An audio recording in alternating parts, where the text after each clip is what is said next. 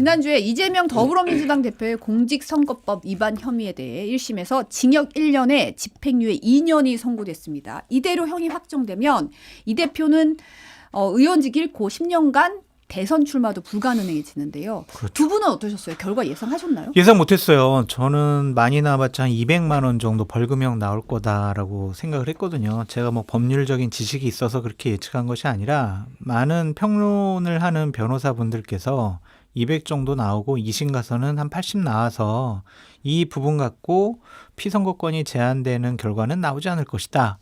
그렇게 예측을 했었는데 생각보다 너무 셌어요. 그래서 정말 보수에 있는 쪽, 뭐 진보에 계신 쪽, 그 다음에 뭐 국민의힘에 계신 분들, 민주당에 계신 분들 다 놀래가지고 정말 그 선고 나고 나서는 한동안은 상당히 이걸 어떻게 평론을 해야 될까 그런 걱정이 들 정도였는데 하여간 재판부에서는 뭐 김문기 씨 몰랐네 뭐 요 사건과 백현동 식품연구원 부지 종상향 부분과 관련해서 뭐 이재명 당시 대표가 상당히 좀 거짓말한 거 아니냐 그런 식의 판단을 내린 것 같습니다.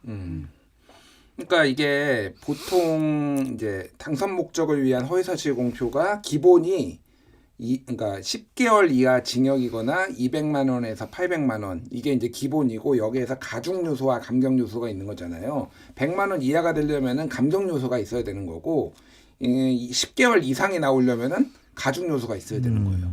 그러니까 재판부가 이제 제가 판결문도 전본도 입수해보고 그리고 해설 자료도 다 읽어봤는데 사실 감경 요소라고 하는 게 낙선한 거를 감경 요소라고 써놨더라고요. 네. 낙선한 거를 근데 사실 그냥 감경 요소보다는 가중 요소가 훨씬 많이 줄줄이 이렇게 이제 적어놓은 것 같아요. 그래서 감경 요소 같은 경우에는 예를 들면 소극적 범행 가담 아니면 진지한 반성 형사처벌 전력 없음, 동종전과 얘기하는 거죠. 그리고 뭐 자진사퇴나 불출마, 상당한 피해 회복 뭐 이런 거였는데 감경 요소가 거의 적용이 안 됐다. 네. 가중 요소만 적용이 됐다 이렇게 보면 될 것 같고,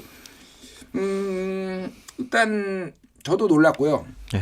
이게 그런데 그 김혜경 씨가 이재명 대표 부인 김혜경 씨 선고 날 때부터 이게 좀 싸했다 그 생각이 들었어요. 왜냐하면은 검찰이 구형을 300만 원 했는데 150만 원 나왔거든요. 네. 절반이 딱 나왔거든요. 절반 나왔네요. 이재명 대표도 2년 구형했는데 1년에 이제 집행유예 2년이 나온 거죠. 그러니까 절반이 나온 거고 이게 항상 맞아떨어지지는 않는데 지금 법원에서 약간 이거를 이제 맞추는 추세가 있는 것 같아요. 그러니까 이게 되게 이제 논리가 뭐냐면은 김혜경 씨 같은 경우에도 배소연 씨 이제 사실상 수행비서 이 사람이 징역 10개월에 집행유예 1년인가 이제 받았을 거예요. 그래서 배소연 씨가 독자적으로 했다라는 김혜경 씨의 주장에 대해 하나도 안 받아들여진 거잖아요. 이것도 논리 구조가 사실 그래요. 그러니까 저는 김문기 판결 같은 경우에는 2심 가면은 뒤집어질 수도 있겠다. 왜냐하면은 그 골프 사진 가지고 골프 뭐 이렇게 안 친 거를 이제 주장하는 건데 제가 보기엔 논리적으로 조금 궁색해요. 사실 그것만 떼어가지고 이렇게 하는 거. 법원에서도 그 얘기 했거든요. 그러니까 기억을 가지고 처벌하는 건 아닌데 그 사진을 가지고 이게 그러니까 트리밍을 했어요. 그러니까 전체 사진 중에 이렇게 트리밍을 하니까 이재명 대표가 이거를 이제 조작이다라고 얘기를 했는데 그 조작이라는 게 이제 이재명 대표나 민주당 측의 얘기는 그러니까 이거 사진 자체를 아예 없는 걸 만든 게 아니라 특정한 부분을 이렇게 강조해 가지고 하는 게 근데 그게 조작이라는 게 골프를 안 쳤다라는 조작이 아니라 그 사진도 그러니까 골프의 사진이 아니라는 거예요. 그러니까 다른 사진인데 가져와 가지고 약간 그런 식으로 정치적 프레임이라는 건데 이거를 주는 게 맞나? 김문기는 저는 일관되게 이거는 무리한 기소라고 얘기했는데 문제는 백현동이에요. 백현동은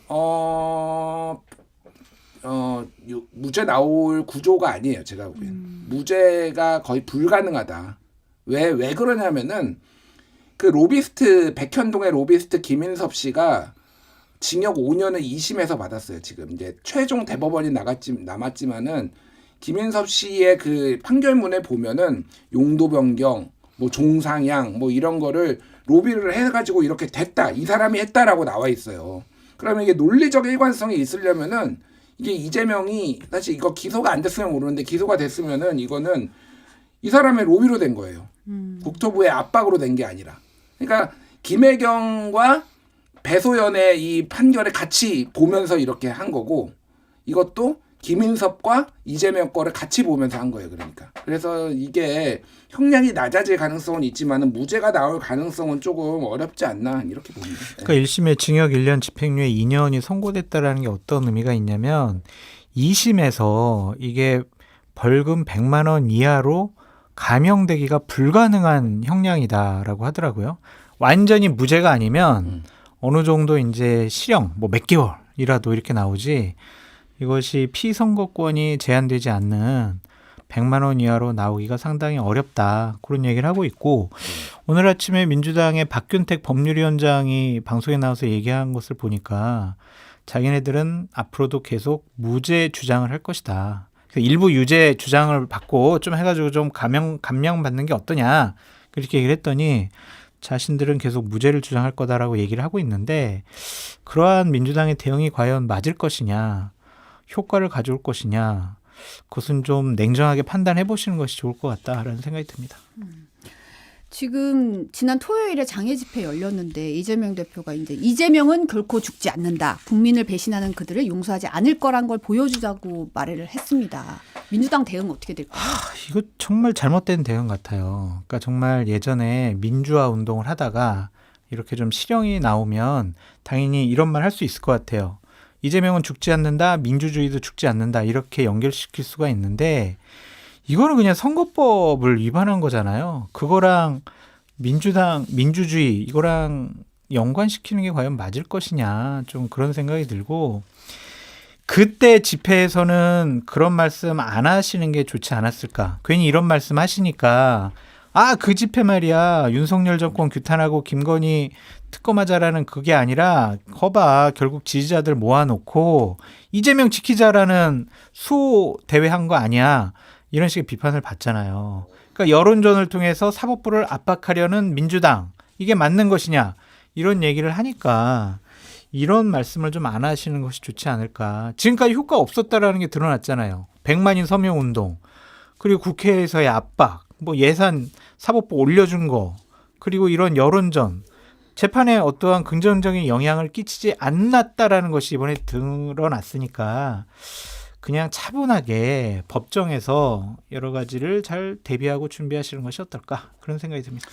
그러니까 지금 사실 민주당이 거의 벌집을 쑤셔놓은 상황이고 지지자들도 많이 감정적으로 격앙이 돼 있는 상황이라서 되게 조심스러워요. 말하기가 진짜 조심스러운 부분이 있는데 장성철 소장님이 말씀하신 게 원론적으로 맞죠. 그러니까 저는 이게 괘씸죄가 좀 적용이 된 것 같아요. 아무리 봐도 이 지금 상황이 봐도 이제 괘씸죄라고 하면 뭐냐면은 이거를 2년 2개월이 이제 끌렸잖아요. 그러니까 이게 증인을 이제 민주당 쪽에서 계속 이재명 대표 쪽에서 요청을 해서 50명이 넘어갔어요. 그러니까 이게 한 명 2주 간격으로 열리니까 쉽게 얘기하면 이런 거예요. 2주 간격으로 열리거든요. 그럼 50명이면 2년 걸리는 거예요. 그러니까. 네. 예, 54주잖아요. 그러니까 대략 뭐 이렇게 저기 추석 쉬고 이제 설날 쉬고 그러면 뭐 이런 거예요. 그러니까 법원에서는 상당히 이 부분에 있어서 여러 번 경고도 하고 그리고 이재명 대표가 본인의 정치적 행사 뭐 이런 것 때문에 이제 선거도 중요하니까 어쨌든 본인 입장에서는 당연한 건데 법원 입장에서는 조금 찍힌 것 같다 제가 보기에는 여러모로 게다가 이제 집회 같은 것도 상당히 이제 압박감을 느끼고 그 외에 이제 판사 그러니까 검사 탄핵 얘기했지만은 판사 직선제 얘기도 뭐 나오고 그랬는데 법원에서 상당히 불쾌하게 여겼다 이런 얘기도 있어요. 그래서 뭐 친명 쪽에서도 몇몇 분들은 이거 위험하다 이런 식으로 법원 자극하면은 상당히 위험하다 이런 얘기를 좀 했었거든요. 대표적인 게 이제 정성호 의원 같은 분이 그런 얘기 이제 많이 했어요. 그래서 이게 참 근데 지금 이렇게 계속 나왔을 때 어떻게 되는지는 사실은 정경심 교수 사례가 보여줘요. 그러니까 정경심 교수가 저는 징역 4년이 과했다고 생각하거든요. 그 정도로 받을 죄가 아닌데 결국은 진지한 사과나 반성이 없었다라는 게 그게 약간 괘씸죄가 걸린 것 같아요. 그러니까 정경심 교수도. 그래서 이재명 대표도 지금 뭐 아니면 도 이런 상황이 돼버렸는데 지금 어떻게 회군이 불가능한 상황이 돼버린 것 같다. 또 지지층한테는 계속 무죄 얘기를 또 해놨으니 이렇게 됐는데 말씀드렸지만 구조상 이거 특히 이제 선거법은 이거는 백현동은 저는 무죄 나오기가 힘든 거죠. 그럼 김인섭이 무죄가 나와야 돼요. 그러면은 그래야지 이게 논리적으로 되는 거거든요. 그러니까 국가의 압박을 받았는데 그런 김인섭이 로비할 이유가 없는 거죠. 그러면 그래서 국토부의 압박을 받아가지고 이게 변경이 된 거라면은 그러니까 이재명 대표한테 좀 안 좋게 작용할 수도 있겠다 이 생각이 듭니다. 최민희 의원 같은 분들이 좀 부적절한 말을 했잖아요. 비명계 움직이면 죽는다. 당원과 함께 죽일 것이다. 이런 얘기도 했단 말이에요. 이것이 과연 사태 해결에 이재명 대표에게 좋은 것이냐, 도움이 될 것이냐, 그런 것도 좀 한번 생각을 해봐야 될 것이고, 경찰은 빨리 최민희 의원을 긴급 체포해야 될 것 같아요. 예고 살인이잖아요. 우리 봐봐요. 우리 어떠한 뭐 예고 살인 같은 거 하면은 그 사람 추적해가지고 잡아가잖아요. 어떻게 이런 말을 할 수가 있냐고요. 그러니까 민주당 내에서도 공식적인 당 차원의 발언이 아니다. 의원 개인의 의견이다라고 하는데 최민희 의원 방통위원장으로서 의정 활동 열심히 하시고 사회도 저는 잘 보시는 것으로 생각을 하고 있었거든요. 그런데 이렇게 감정적인 표현을 저렇게만 하시는 것이 과연 맞는 것이냐. 어떻게 죽여요. 죽인다는 표현을 어떻게 써요. 이건 심해도 너무 심했죠. 빨리 잡아가세요. 비유법 몰라 비유법? 비유법을 하더라도 죽인다라고 하면 어떻게 해요. 지금 굉장히 격앙돼 있는 상황이에요. 좀 뭐 이해를 할 필요가 그러니까 예를 들면 있어요. 지금 초월회가 내년 1월 달에 뭐 김부겸 뭐 이런 분들 불러가지고 강연 듣는다고 하고 박용진 의원 같은 경우에는 나 1월부터 본격적으로 활동할 거야. 전국적인 조직도 한번 점검해 볼래. 이러고 있잖아요. 그럼 죽일 거예요? 말이 안 되잖아요. 이게 아무리 감정이 격앙되고 화가 난다고 할 말이 있고 안 할 말이 있죠. 국민의 대표 아니에요. 최민희 의원. 국회의원 아니에요. 이런 말 하시는 거는 대단히 부적절하고 잘못됐죠. 사과하시고 발언 취소하세요. 지금 한동훈 대표는 SNS를 통해서 여러 이제 얘기를 좀 했는데 다음 주 월요일에 있을 그 이재명 대표 위중교사 사건 1심 선고에 대해서도 유죄를 넘어서 법정 구속까지 거론을 했더라고요. 지금 국민의힘 상황에서는 또 1심 나왔으면 2심 빨리 해야 된다. 모니터링 팀을 뭐 만들겠다. 뭐 이런 얘기도 나오고 있고. 근데 한동훈 대표 같은 경우는 이제 판결 직후 측근들이 모인 자리에서는 반사 이익을 얻기에는 상황이 녹록치 않다. 이제 여권 쇄신 작업 나는 계속해 나갈 것이다. 뭐 이런 의지도 밝혔다고 하는데 어떻게 보십니까? 그러니까 이렇다 하더라고요. 지금 공직선거법 위반이 징역 1년에 집행유예 2년 나왔잖아요. 그러니까 위증교사도 만약에 징역 1년에 집행유예 2년 똑같이 나오면 집행유예 앞에 게 없어진다. 그래서 법정 구속 당할 수 있다. 이런 법조계 해석도 있는데 근데 어쨌든 대법원 확정 판결까지 나야 되기 때문에 무죄 추정의 원칙은 지켜질 거다. 이런 얘기도 있더라고요. 그래서 형량이 가중되니까 법정 구속까지 얘기를 하고 있는데 현실적으로 야당 당대표를 법정 구속을 할 수가 있을까? 좀 그런 생각이 들고 저는 한동훈 대표가 반사 이익을 얻기에는 상황이 녹록치 않다. 여권 쇄신 작업 계속 해나갈 거다. 이거는 상황 파악을 대단히 현명하게 잘한 것이라고 보여져요. 한동훈 대표의 위기가 전 시작됐다고 보여지거든요. 지금 보수 우파나 대통령실에서는 봐봐. 이재명 대표 있잖아. 이재명 대표 구속당할 거야. 뭐 다음번 대선 출마 못할 거야. 그러니까 우리가 국정 운영 아주 그냥 엉망으로 하더라도 결국에는 야당을 민주당을 대안으로 생각 안 할 거야. 이러한 분위기가 있었거든요. 근데 이제 이재명 대표의 리스크가 현실화가 됐단 말이에요. 그러면 대통령실은 봐. 우리 말이 맞잖아.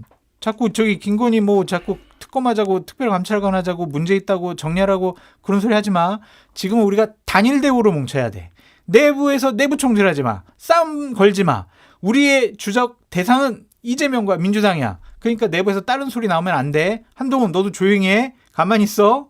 쇄신? 개혁? 필요 없어. 그냥 무조건 너는 이재명 공격해. 이러한 압박을 받을 수밖에 없어요. 그러면은요. 국민들이 좋아요. 이재명 대표 어떤 혐의가 인정이 되다고 하더라도 김건희 여사 리스크가 없어지는 건 아니잖아요. 옆집이 부실공사로 해가지고 막 무너질 것 같다고 우리 집이 하자 생긴 게 없어진 건 아니거든요. 우리 하자를 스스로 잘 고쳐야 될 거 아니에요.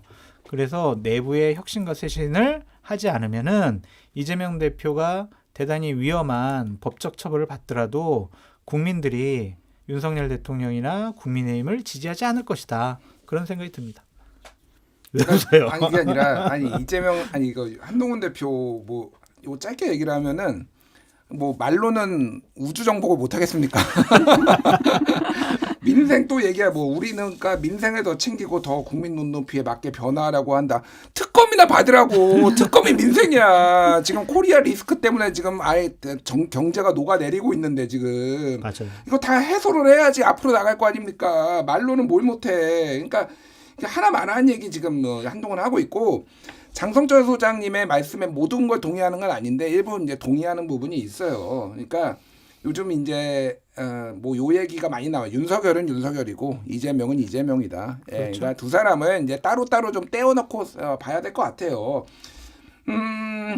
윤석열의 폭정이 이재명 무죄의 근거가 될 수 없고, 맞습니다. 예, 이재명의 윤석열 불수사의 면죄부가 될 수 없습니다. 맞습니다. 예, 저는 그래서 민주당의 고민도 좀 필요하고요. 사실은 이게 결과론적으로 약간 적대적 공생관계가 돼버렸어요. 의도하지는 않았지만은 뭐 이재명 대표 때문에 윤석열 대통령이 폭정을 했겠습니까? 하지만은 그 폭정 때문에 폭정이 있음에도 불구하고 더 나아가지 못하는 거는 현실적으로 인정을 해야 되면은 전략적으로 민주당이 판단해야 되지 않을까. 저는 윤석열, 김건희 두 사람을 빨리 법정에 세워야 된다고 생각하는 사람으로서 이재명 대표가 사직생 생직사의 길로 한번 판단해 본 것도 나쁘지 않을 거다. 그러니까 당대표직을 내려놓고 그러면은 국힘은 할 게 없어요. 지금까지 이재명 때리기 하나로 버텼던 데거든요. 사실은 그래서 지금은 재판에 좀 집중을 하고 윤석열, 김건희를 법정에 세우기 위해서라 수사를 받게 해서 법정에 세우기 위해서라도 전략적으로 좀 해야 되지 않나 그 생각이 들어요. 그리고 한동훈은 진짜 특검이나 받아 진짜. 자, 이 와중에 한겨레 20일 단독 보도가 나왔는데요. 김건희 여사가 정치적 고비에 처할 때마다 조언을 구했다는 명리학자의 증언이 나왔습니다. 지난해 12월에 김 여사가 메시지를 보냈는데 내용이 저 감옥 가나요? 라고 메시지를 보냈다는 거예요. 그래서 이 명리학자가 운둔하면 된다. 제발 좀 나서지 마라. 위기인 것은 분명하나 아직 기운이 좋아 가지는 않는다라는 취지로 답했다고 이제 보도가 나왔습니다. 클라우드 장을 넘어서 토네이도 장이 된 장 소장님, 이게 그 보도인 거죠? 그 유력 일간지에. 그렇죠. 그러니까 저 같은 사람이 이제 1년에 한 번씩 역술인 분들 찾아뵙고 명리학자 분들에게 제 인생 상담하는 것은 뭐 문제가 있겠습니까? 근데 김건희 여사가 영부인이라는 지위를 갖고 있는데 이렇게 역술인 분들에게 그냥 상담 수준을 넘어서서 본인의 안위라든지 어떤 국가의 정책 그리고 혹시 대통령실 직원을 뽑는데 선택을 하는데 이분들의 도움을 받았다거나 영향력이 실현됐다라고 하면 이거는 상당히 큰 문제죠. 근데 이게 참 타격감이 낮은 것 같아요. 제가 어제도 일반인 분들에게 이 기사가 났길래 보여주면서 이거 큰 문제 아니야? 막 그랬더니 아니 뭐 그랬을 것 같아요. 뭐 손에 왕자부터 쓰고 뭐 청원부 얘기부터 나왔는데 뭐 그냥 별로 뭐 그냥 그랬을 것 같아가지고 큰 문제라고 생각이 안 드는데요. 막 타격감이 이러더라고요. 너무 적다. 적어요. 완전히 핵펀치를 날렸는데 상대방은 그냥 이건 이제 스펀지처럼 받아들인 거예요. 그래서 좀 저도 솔직히 당황스럽거든요. 이게 정말 큰 문제인데 사실이라면 어쨌든 입증 책임은 한겨레 21 측에 더 있겠지만 어쨌든 명리학자분이 어느 정도는 다 증언을 해준 거 아니겠습니까? 네. 그런데도 큰 논란이 되지 않는 거 보면 이거 참 김건희 여사의 복인지 나라의 불행인지 이거 뭐가 뭔지 솔직히 잘 모르겠습니다. 이게 저도 요 취재하는 얘기를 들었는데 조금 약간 급하게 낸 것 같아요. 그러니까 핵심은 뭐였냐면은 여기 뒤에 전원으로 나오는데 용산 대통령실에 행정관들 보는데 사주 보고 뽑았다라는 거예요. 그러니까 그런 걸로 알고 있다는데 완벽하게 취재가 안 된 것 같아요. 그러니까 그런데 그 얘기를 조금 운을 띄운 것 같고, 그러니까 이게 어디까지가 이제 국정 개입이고 국정 농단인지 모르겠으나 그게 만약에 사실이라면은 어마어마한 거예요, 솔직히. 그렇지. 아니 최순실이 진짜 억울해서 진짜 자빠질 일이야. 진짜 연산물 좀 비문이 하도 많아서 연산물 좀 고쳐줬는데 그거 가지고 지금 그렇게 뭐 죽을 죄가 됐는, 물론 이제 돈도 받았지만은 K스포츠. 그러니까 이거는 사주를 보고 뽑는 게 맞나요? 만약에 사실이라면 이건 너무 황당한 거예요, 진짜로. 이게 무속의 나라예요, 진짜. 김건희의 나라고 무속의 나라라고 보는데 다른 언론사에서도 지금 이거를 캐고 있답니다, 또. 예, MBC도 좀 빨리 캤으면 좋겠어요, 이거 좀. 그래서 명명백백하게 이거 뭐 여의도에 제가 들은 얘기가 한 1년 전이에요, 사실은.